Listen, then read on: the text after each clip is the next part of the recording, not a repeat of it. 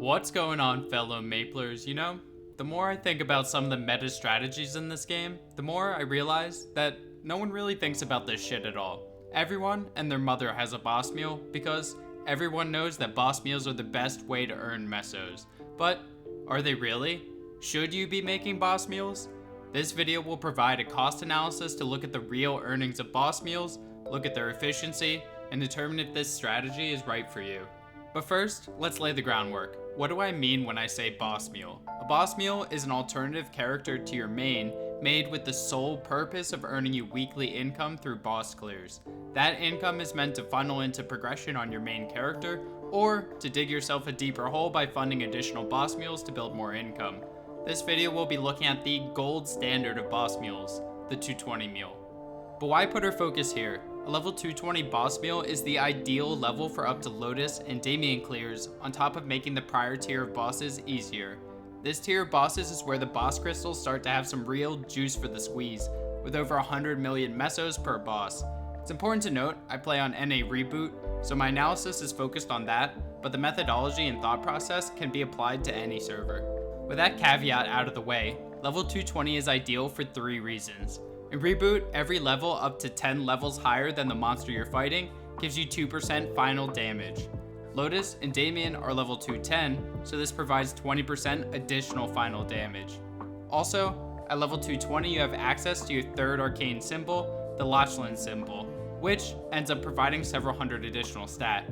Finally, you unlock the 9th node slot in the V Matrix, which allows you to use 4 tri-nodes, your 4 5th job skills, and one of the V Matrix buffs like Sharp Eyes, Weapon Aura, or Bind with Urdinova based on your needs. You also have the option to pay for 2 additional slots. All of these factors set up a strong baseline for clearing this tier of bosses, which is where it starts to get a little bit more difficult in the game. Now that we've established what we're looking at, let's do a deep dive into the cost analysis. To do that, we need to look at our earnings and expenses. The simpler of the two is earnings. If you can clear all bosses up to Lomian, it will net you 1.4 bill a week in boss crystals. But before you can ever get to this point, you need to invest in your character. So, what does it cost to develop a 220 mule? What are the expenses? For this section, you need to understand some important assumptions. There are so many different ways to reach a serviceable 220 mule that there is going to be variance from this analysis depending on your approach.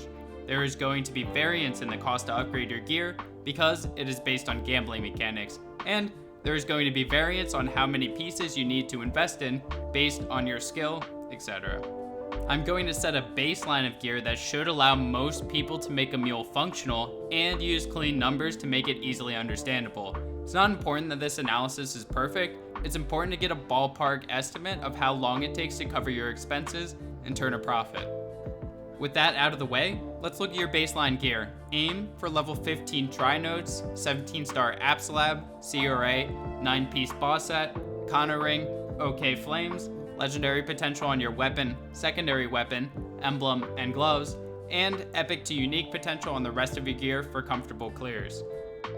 Let's look at the first big cost. There are 11 pieces of gear that are easily accessible to get to 17 stars, including Apslab, CRA, and a few boss pieces.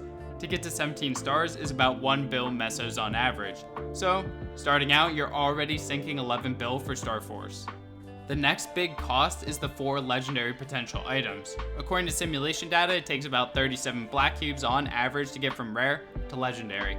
This is about 800 mil each, or 3.2 bill for all 4 pieces. On top of this, you need to roll for useful lines. Let's be generous and say you only need 15 red cubes on each piece to roll a couple useful lines. That's another 720 mil, so about 4 bill on this gear. After that, let's waive the cost of flaming and getting epic and unique potential lines because it's negligible and will make up for some of the difference if you think you can do this with less gear. The final important cost comes in the form of the time it takes. You need to understand that this also translates into a meso cost because it's an opportunity cost. Opportunity costs are the cost of the next best alternative. The alternative to building a boss mule for mesos is farming on your main. When meso farming with all the available buffs, you can expect 400 mil or more an hour. Leveling from 210 to 220, doing weekly quests for Absolab coins, doing daily arcane river quests, spending time star forcing, cubing, early bossing, questing like Afterlands and Princess Snow, and whatever else you need to do, let's say at a minimum, takes 10 hours. And that's pretty generous underestimate amount of time too. If alternatively you were farming, that's 4 bill that you could have had, another cost. Opportunity cost doesn't just apply here, it also cuts into every time you spend bossing in the future. You may make 1.4 bill, but let's say it takes you an hour to do all these bosses when you could be farming for an hour. So realistically, you're only making 1 bill more every week because it's 1 bill more than if you had mobbed during that time instead. This assumes you're even skilled enough to do all these bosses efficiently on your first try. So far, I've only looked at the meso cost. Creating a boss mule and spending time bossing on them is time that diverts from leveling your main. You miss out on the nodes you get from farming, the nodes that could be used to get level 25 V matrix skills on your main. You miss out on all the familiars you get from farming to work towards boss damage and IED lines that are critical to progression. When you stun progression on your main, there are also tangible trade-offs. Losing out on that progression slows the next tier of bosses, which is also income to consider. This will undoubtedly slow your progression into the mid and late game, but let's get back to the crux of the cost analysis.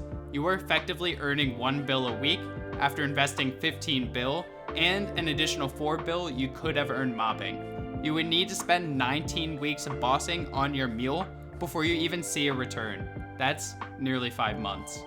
In the long run, yes, it will be efficient because everything beyond that point is profit. But be honest with yourself. Are you going to play this game for 19 isolated weeks on your mule? At that point, bossing becomes a chore that stacks the more mules you create. When is the cutoff that it would become worth it to you? Assume I drastically overestimated this analysis. Would you even do this if it was 12 weeks? Let's be honest, in terms of efficiency, this approach is a piece of shit covered in frosting and sold to you as the tastiest piece of chocolate cake you've ever goddamn seen. But you know what isn't a poop day cake? My channel. Like and subscribe, you goons. I'm not done yet though. The game is the later tiers of bosses, and it's not just me that thinks that. Why do you think Nexon is pushing hyper burning in the next major patch to 260, making leveling to that point require less XP, adding a 6th job, giving more and more progression items to reach there faster, while also cutting back on class revamps? Late game bosses are the crux of their game and where they spend their development hours. You will start to be neglected if you aren't on board. So, after all that, let's find out if it's worth it to you. I'll change my tune a bit here. The whole game is not about efficiency. Just because the return on investment into a mule takes a long time does not mean building a boss mule is not fun. I talked in my prior videos about horizontal progression, building characters other than your main, and repeating MapleStory's early game loop is great. You get to experience different characters in more depth than just the Legion and Link grind, in the most dopamine-filled part of the game. This is a great break from straight mobbing, and in my mind, fun and enjoying the game trumps any other argument you can make. It is a game after all, not a job. As a final note, like many of you have created several boss mules, I have 8 bossers including my main. I personally don't even boss on most of them each week. The process of creating them was fun, but I have limited time to play the game with all my other responsibilities. There's so many events going on in the game and other ways to progress. I'd rather spend my time playing the game in those areas. So ask yourself, how do you want to play the game? I've given you all the information you need. You're smart enough to make that decision for yourself.